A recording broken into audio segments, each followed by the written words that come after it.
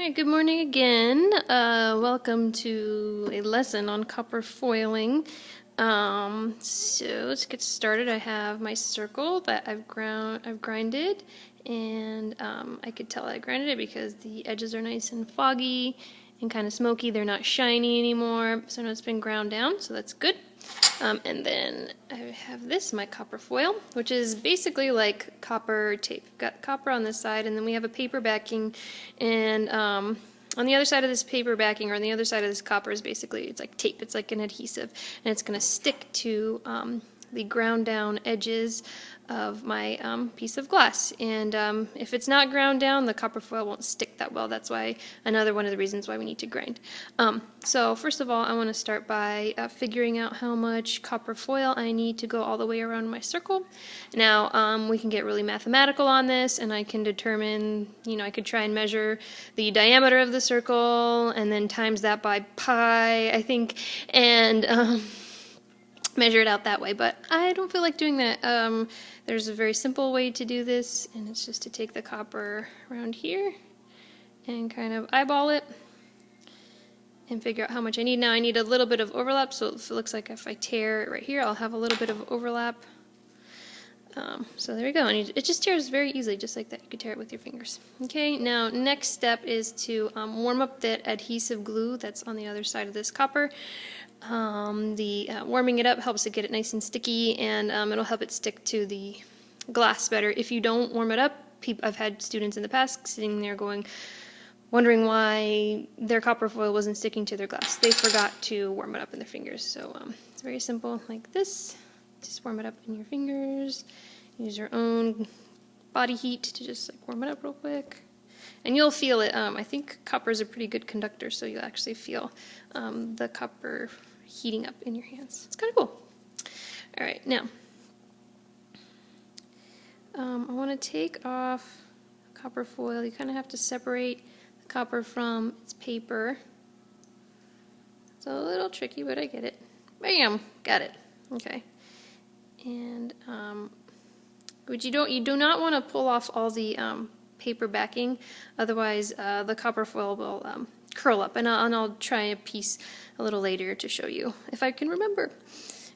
So what I'm going to do is I'm going to kind of pretend like I've got like a little unicyclist trying to ride like a balance beam or something like that. I got to get this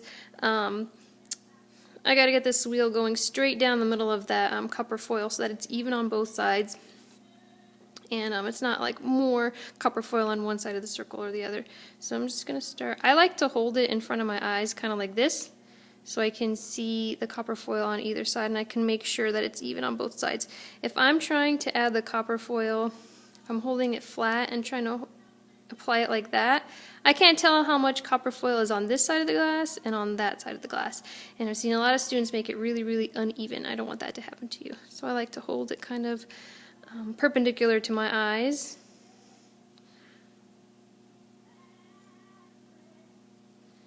Get it right in the middle. Okay.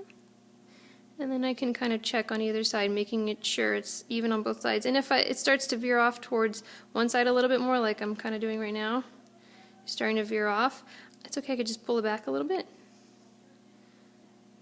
And then I'm good.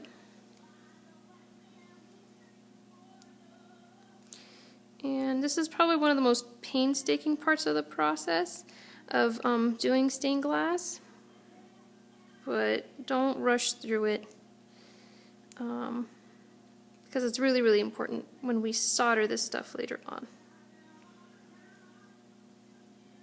Okay, just go a little bit at a time, removing a little bit of the paper backing as I go.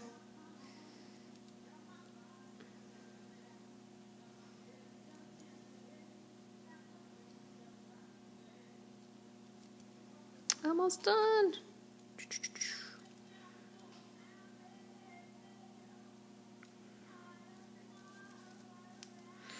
Alright, and then see, it kind of curls when you pull off the paper. Alright, now I have my copper foil applied, and I'm just going to take my little pincher fingers and kind of push the copper foil over the two sides of the glass.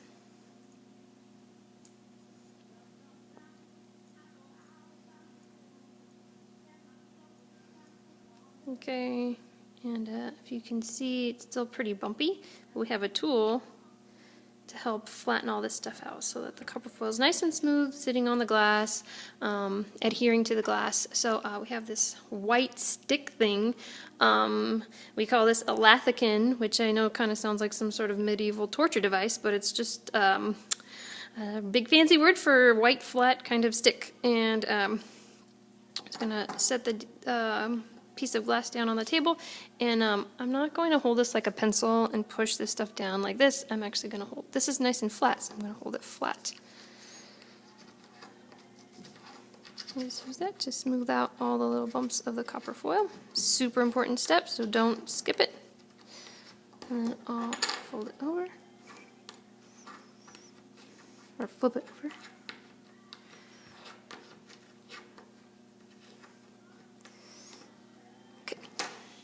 Alright, there we go, and it's a lot more smooth.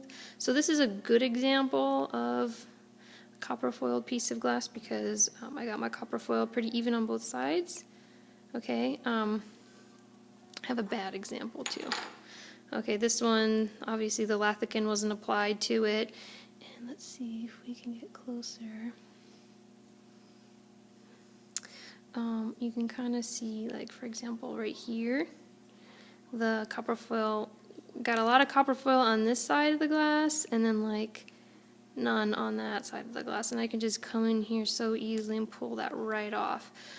So that's why you don't want that to happen. You want it to be nice and even, going over, like overlapping the edges on the glass. So this is a really, really bad example. This is the good example. Stay tuned for more.